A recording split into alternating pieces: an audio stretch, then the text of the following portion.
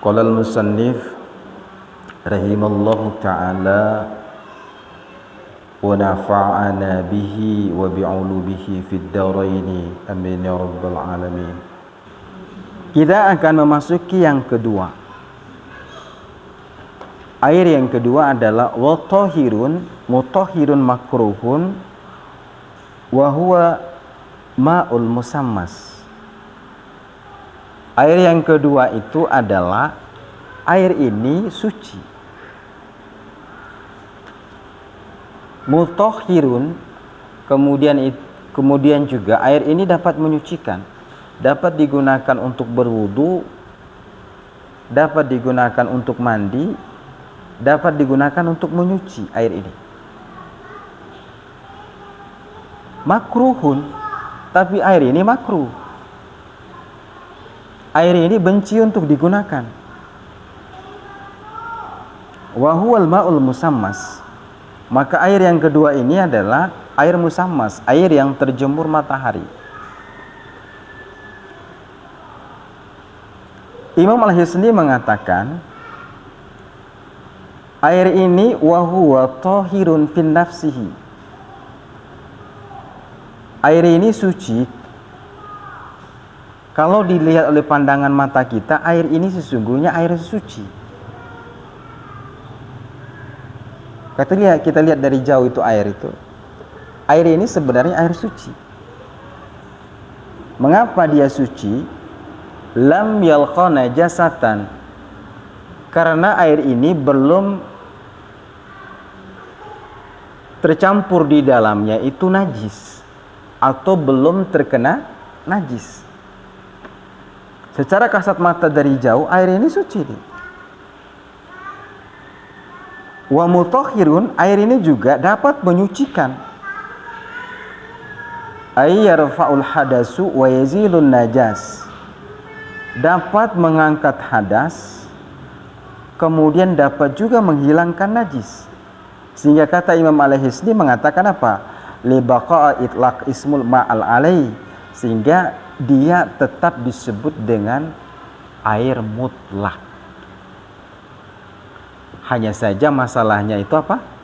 Dia terjemur mata, belum masuk najis di dalamnya, belum tercampur sabun kalau kita di dalamnya, belum tercampur garam, sampo di dalamnya, belum tercampur ingusan di dalamnya. Air ini, persoalannya saja air ini adalah terjemur matahari.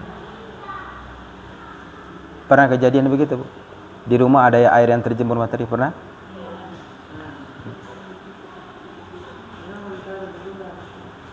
Kenapa? Sengaja taruh di luar airnya.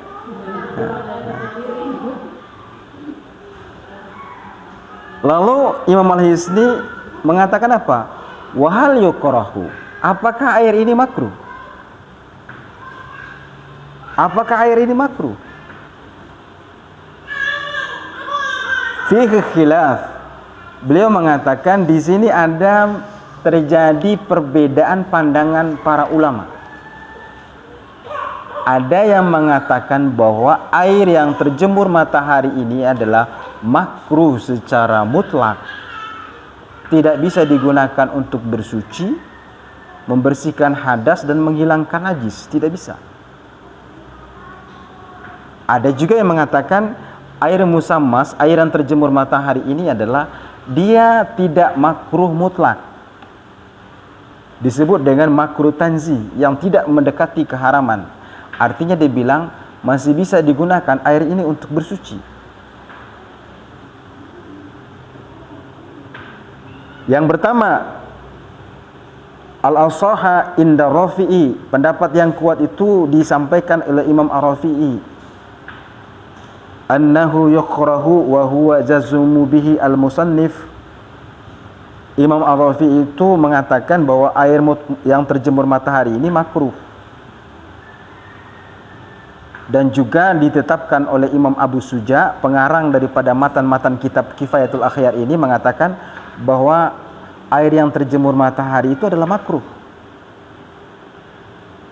Waqtaja lahu Ar-Rafi'i, kemudian Imam Ar-Rafi'i juga berpedoman kepada apa? Bi anna Rasulullah sallallahu alaihi wasallam, kepada riwayat suatu ketika Nabi itu dia melarang istrinya Aisyah radhiyallahu taala anha. Apa larangan Rasulullah kepada Aisyah?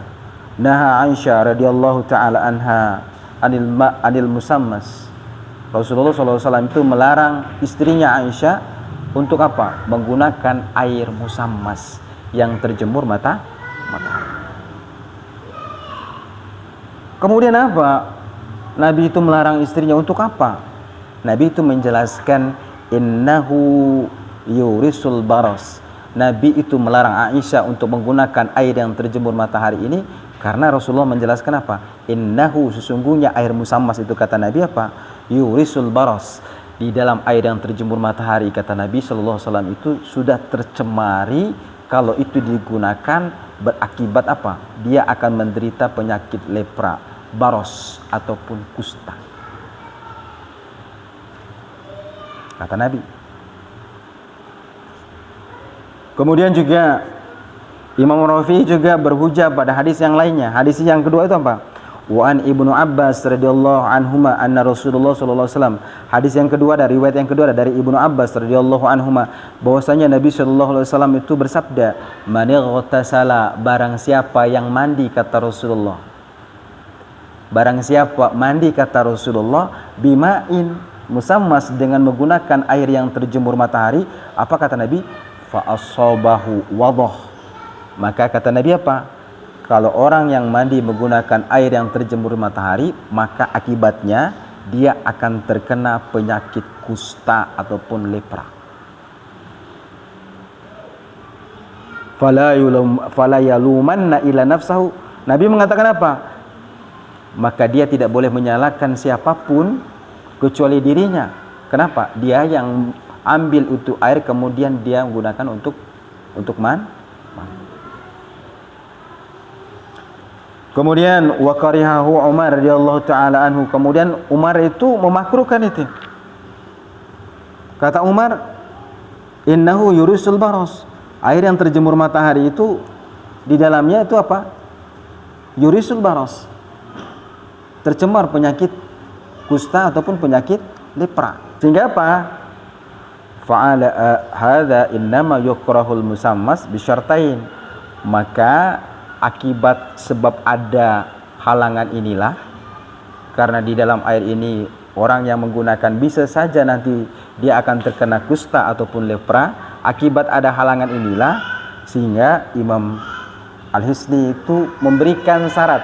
Ada dua syarat makruhnya air musammas. Ada dua syarat itu makruhnya air yang terjemur matahari. Yang pertama kata beliau, ahaduhuma an yakuna tasmis fil awani al muntabi'atu kan nuhasi wal hadid wa rasos. Bahwa syarat yang pertama, air yang terjemur matahari itu makruh apabila berada dalam bejana-bejana yang meleleh. Bejana-bejana yang meleleh ini, Bu, seperti apa? Yang terbuat dari kuningan, yang terbuat dari besi, dan yang terbuat dari tembaga. Saya ingin tanya, di rumah Ibu ada enggak bejana-bejana yang terbuat dari kuningan? Ada enggak kira-kira yang terbuat dari besi? Ada enggak kira-kira yang terbuat dari tembaga? Tempat penyimpanan air di plastik. Pernah enggak kira-kira air hujan pada saat musim hujan kayak begini, timba air hujannya kemudian disimpan di luar sana, di bawahnya itu tempat penampungan airnya itu menggunakan drum. Pernah kira-kira? Pernah kira-kira? Setelah hujannya sudah selesai, airnya dibiarkan begitu saja, esok harinya datanglah sinar matahari menyinari air itu. Pernahkah kira-kira menggunakan air dalam drum? Untuk sholat juga pernah menggunakan air itu? Tidak pernah. Untuk mandi pernah? Jarang. Untuk cuci piring.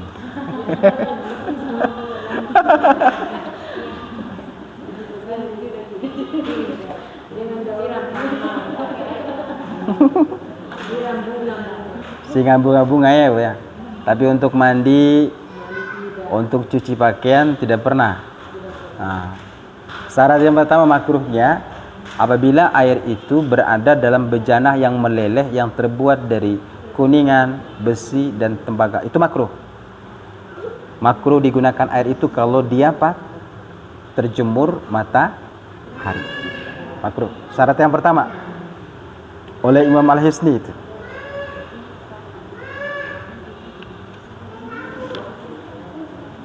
Mengapa dia makruh dalam bejana yang meleleh ini? Kenapa? Li'anna syamsa idza asarat fiha kharaja minha zuhuma. Karena apabila bejana-bejana ini itu terkena sinar matahari, di dalamnya ada air, maka pada akhirnya bejana-bejana ini yang terbuat dari tembaga, kuningan, kemudian besi, dari bejana-bejana ini akan mengeluarkan apa? Zuhuma. Di dalam kitab ini dijelaskan zuhuma. Zuhuma itu karat-karatan. Terjemur matahari, drum, pasti karatan-karatan dia akan keluar itu kalau kena sinar matahari. Ta'alu ala wajhil ma. Kemudian pada akhirnya kata Imam Al-Hisni itu memenuhi daripada permukaan air itu, karatan-karatan itu. Apa yang terjadi? Wa minha yatawalladul baros. Maka dari sebab karatan itulah yang menyebabkan timbulnya penyakit lepra ataupun kusta ketika air ini digunakan. Oke, paham kira-kira Bu ya? Tapi yang menariknya ada kata Imam Al-Hisni, wala yata'atta dzalika fi ina'i dzahabi wal fiddati. Tetapi dia bilang kalau air itu dia bilang berada pada bejana tempat simpanan air itu, di mana tempat simpanan air itu adalah terbuat dari emas dan perak, maka tidak akan muncul namanya zuhuma, karatan tidak akan muncul. Karatan-karatan apa? Kenapa? Yang terbuat dari emas dan perak ini biasanya metal-metalnya itu bersih. Kalaupun disinari matahari dia tidak akan muncul apa? Karatan-karatan. Kenapa? Terbuat dari emas dan perak. Pernah ibu simpan air di cerek yang terbuat dari emas? Kalau biasanya dari Mekah itu kuningan biasa. Saya pernah lihat di Mekah itu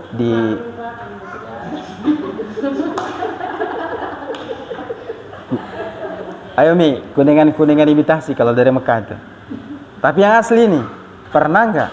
Atau ada tempat air, tapi tempat air itu di situ ada tambalan-tambalan dari emas. Cerek misalnya, tambalan emas, tambalan perak, ada nggak? Tidak pernah. Belum pernah. Belum pernah. Itu tidak menimbulkan karatan. Tapi apa kata Imam Al-Hisni? Yang terbuat dari emas dan perak ini tidak menimbulkan karatan. Tapi apa kata Imam Al-Hisni? Lakinnahu yuhramu isti'malahuma. Akan tetapi air yang berada dalam bejana yang terbuat dari emas dan perak ini itu haram hukumnya itu digunakan.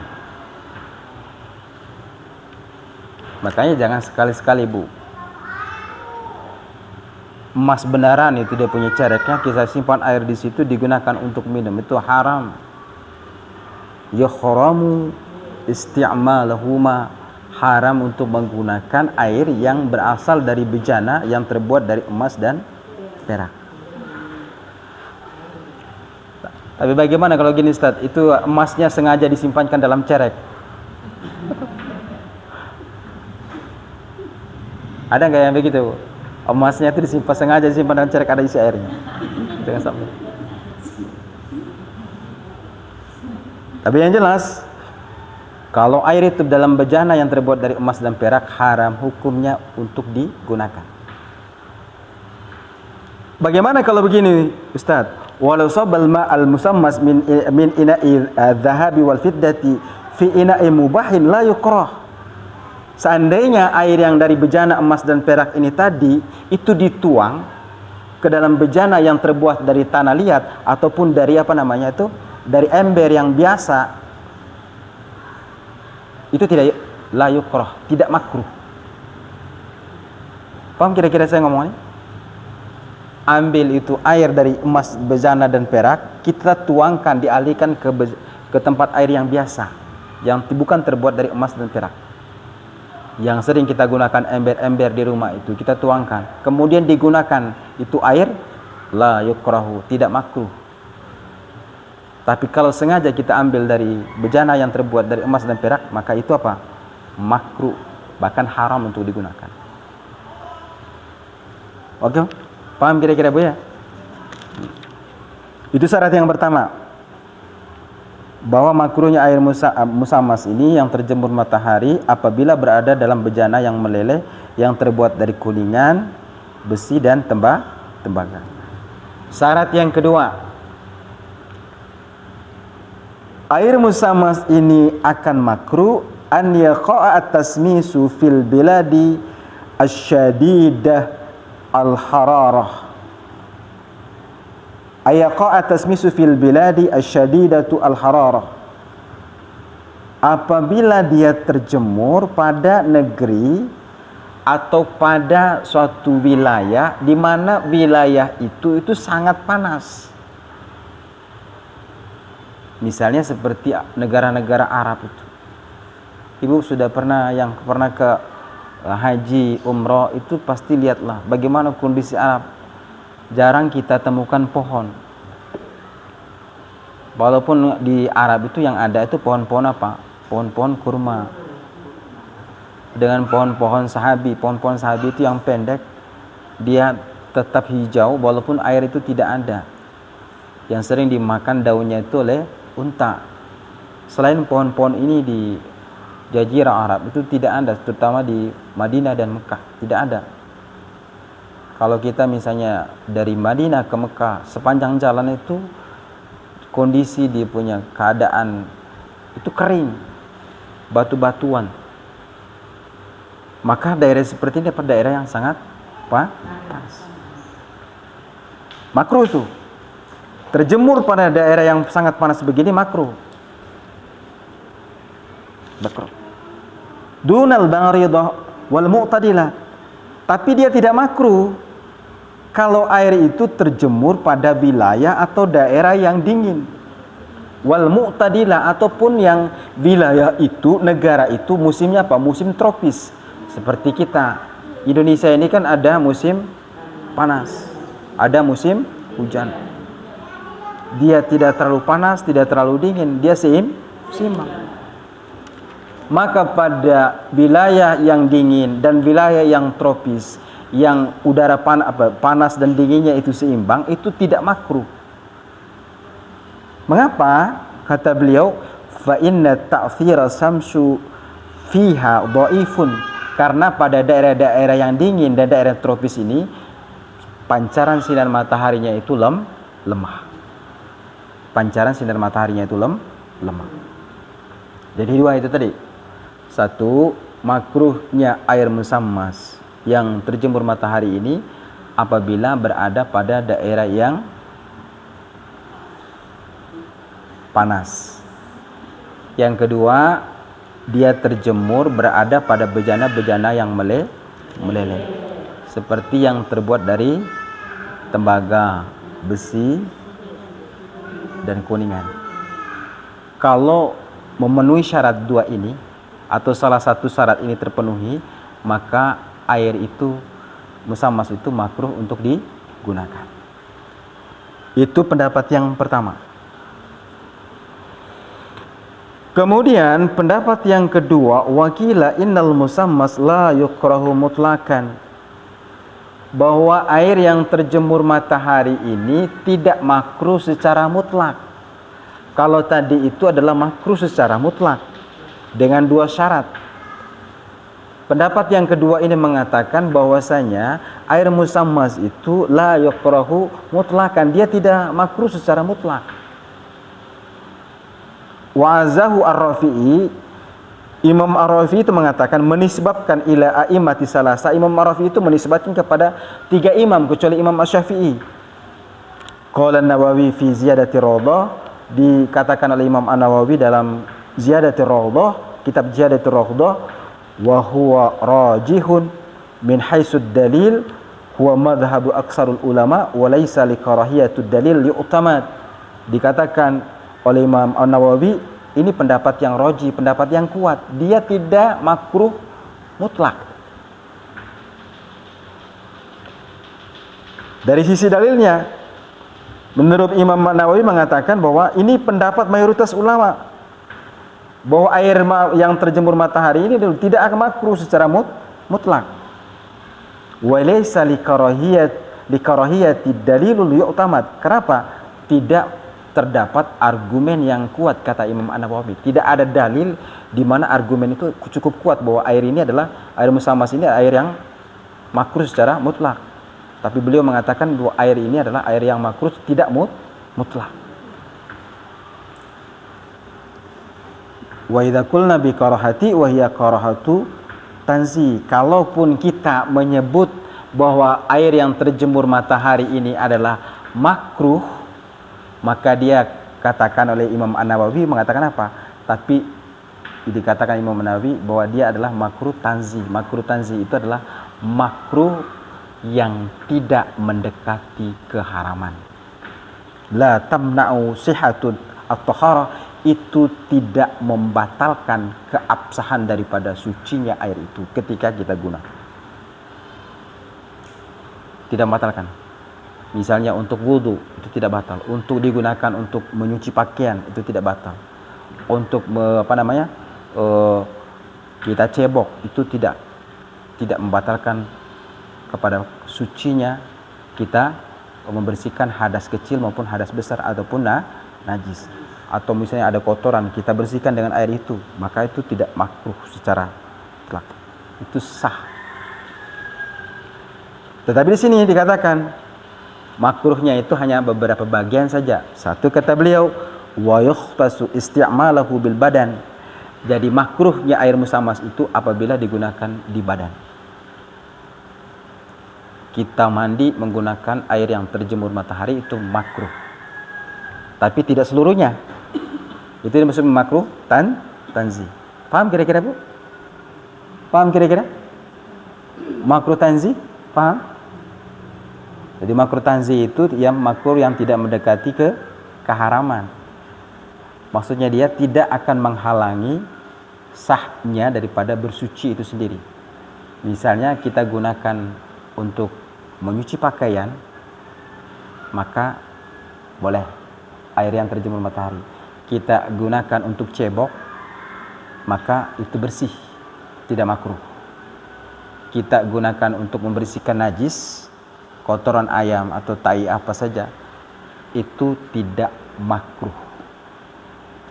Makruhnya dia hanya beberapa tempat. Satu, wa yukhtasu isti'malahu bil badan. Makruhnya air terjemur matahari ini apabila digunakan mandi oleh kita, kemudian kita digunakan di badan kita, dari atas badan sampai ke bawah, itu makruh, dia tidak boleh itu digunakan. Tuh, bil badan. Kemudian kata beliau, dikatakan apa? Wa tazulu bitabrid. Wa tajulu bitabrid.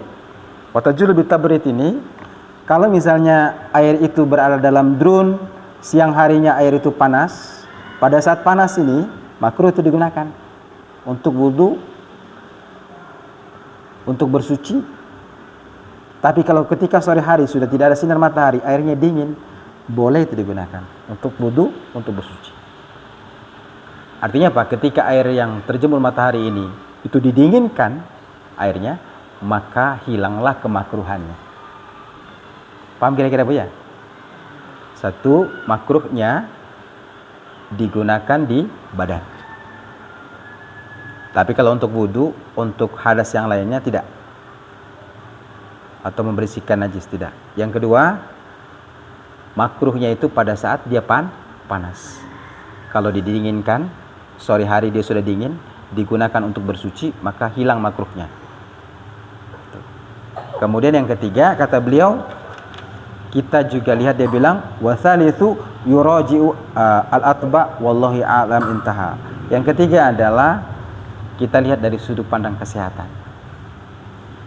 Kita kembali lagi ke sudut pandang kesehatan. Kalau memang bagi kesehatan itu bagus, ya gunakan. Kalau memang bagi kesehatan itu tidak bagus, ya jangan gunakan.